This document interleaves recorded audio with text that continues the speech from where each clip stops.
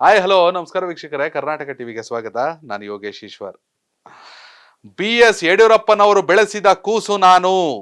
ರಾಜಕೀಯವಾಗಿ ರಾಜಕೀಯವಾಗಿ ರೇಣುಕಾಚಾರ್ಯ ಅವರು BS ಯಡಿಯೂರಪ್ಪನವರ ಮಾನಸ ಪುತ್ರ ಅನ್ನೋದು ಎಲ್ಲರಿಗೂ ಗೊತ್ತಿರೋ ವಿಚಾರ. ವಿಧಾನಸಭಾ ಚುನಾವಣೆಯಲ್ಲಿ ಸೋತ ಬಳಿಕ ತನ್ನದೇ ಪಕ್ಷದ ವಿರುದ್ಧ ಹಿಗ್ಗಾಮುಗ್ಗ ಬೆಳಗಾದ್ರಷ್ಟೇ, ಸಂಜೆ ಆದ್ರಷ್ಟೇ, ಮಲಗುವಾಗಷ್ಟೇ, ಎದ್ದು ನಿಂತ್ಕೊಂಡ್ರಷ್ಟೇ, ಎದ್ದಲ್ಲಿ ಬಿದ್ದಲ್ಲಿ ಕುಂತಲ್ಲಿ ನಿಂತಲ್ಲಿ ಎಲ್ಲೆಲ್ಲ ಬೇಕು ಎಲ್ಲಾ ಕಡೆ ರೇಣುಕಾಚಾರ್ಯ ಬಿಜೆಪಿ ವಿರುದ್ಧ ಗುಡುಗುದ್ರು. ಯಾರಿಗೂ ತಲೆ ಕೆಡ್ಸ್ಕೊಳ್ಳಿಲ್ಲ.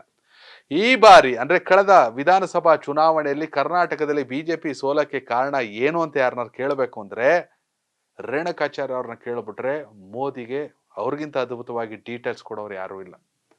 ನಳಿನ್ ಕುಮಾರ್ ಕಟೀಲ್ ರಾಜ್ಯಾಧ್ಯಕ್ಷರಿದ್ರಲ್ಲ, ಅವ್ರಿಗೂ ಗೊತ್ತಿಲ್ಲ. ಇವರು ಯಡಿಯೂರಪ್ಪನವ್ರಿಗೂ ಗೊತ್ತಿರಲ್ಲ. ವಿಜಯೇಂದ್ರ ಅವ್ರಿಗೂ ಗೊತ್ತಿರಲ್ಲ. ಆದ್ರೆ ರೇಣುಕಾಚಾರ್ಯ ಅವ್ರಿಗೆ ಮಾತ್ರ ಲಿಸ್ಟ್ ಕೊಡಿ ಅಂದ್ರೆ 1 2 3 4 5 6 ಅಂತ 100 ಕೊಡ್ತಿದ್ರು. ಇದೇನಪ್ಪ ರೇಣುಕಾಚಾರ್ಯ ಅವ್ರು ಏನಾದ್ರು ಬಿಜೆಪಿ ಬಿಟ್ಟು ಹೋಗ್ಬಿಡ್ತಾರ, ಕಾಂಗ್ರೆಸ್ ಟಿಕೆಟ್ ಏನಾದ್ರು ಹೇಳ್ಕೊಂಡವ್ರ ದಾವಣಗೆರೆಲಿ ಅನ್ನೋಷ್ಟು ಮಟ್ಟಿಗೆ ಚರ್ಚೆ ಶುರು ಆಗಿತ್ತು. ಯಾಕಂದ್ರೆ ತಮ್ಮದೇ ಪಕ್ಷಕ್ಕೆ ಹಂಗ್ ಬೈಯೋರು.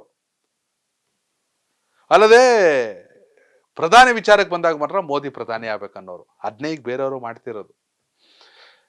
ಎಸ್, ಅಷ್ಟೊಂದು ರಾಂಗ್ ಆಗುತ್ತಿದ್ದಂತ ರೇಣುಕಾಚಾರ್ಯ BY ವಿಜಯೇಂದ್ರ ಅವರು ರಾಜ್ಯಾಧ್ಯಕ್ಷರಾದ ಬಳಿಕ ಸೈಲೆಂಟ್ ಆದ್ರು.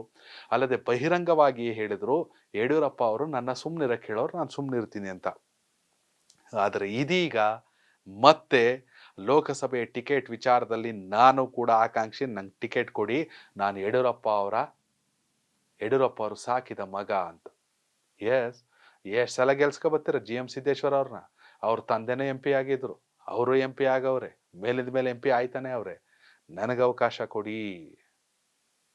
ಇದು ರೇಣುಕಾಚಾರ್ಯ ಅವ್ರ ಮಾತು.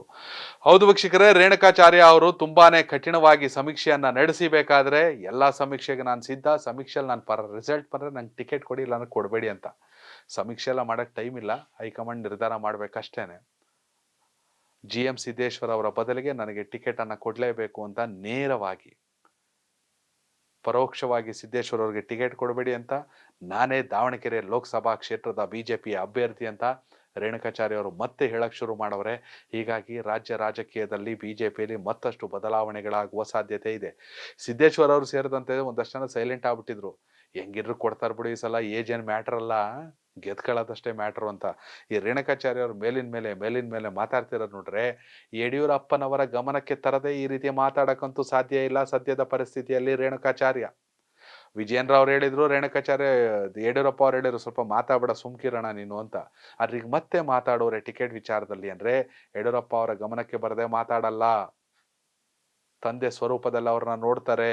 ಈಗ ಅವ್ರ ಗಮನಕ್ಕೆ ತಂದಿರ್ತಾರೆ, ಹೋಗ್ ಅದೇನ್ ಮಾಡ್ತೇ ಫೀಲ್ಡ್ ರೆಡಿ ಮಾಡ್ಕೊಂಡು ಹೋಗು ಅಂತ ಹೇಳಿರಬಹುದು. ಈಗ ರೇಣುಕಾಚಾರ್ಯ ದಾವಣಗೆರೆ ಲೋಕಸಭಾ ಕ್ಷೇತ್ರ ಟಿಕೆಟ್ ನನಗೆ ಅಂತ ಹೇಳೋರೆ. ವೀಕ್ಷಕರೇ, ದಾವಣಗೆರೆ ಲೋಕಸಭಾ ಕ್ಷೇತ್ರದ ಮತಾರ ನೀವು ಹೇಳಬೇಕು, ನಿಮ್ಮ ಸಂಸದರು ಯಾರಾಗಬೇಕು, ಯಾರು ಟಿಕೆಟ್ ಕೊಟ್ಕೊಳ್ಳಿ, ನಿಮ್ಮ ಸಂಸದರು ಯಾರಾಗಬೇಕಂತ ಕಾಮೆಂಟ್ ಮಾಡಿ.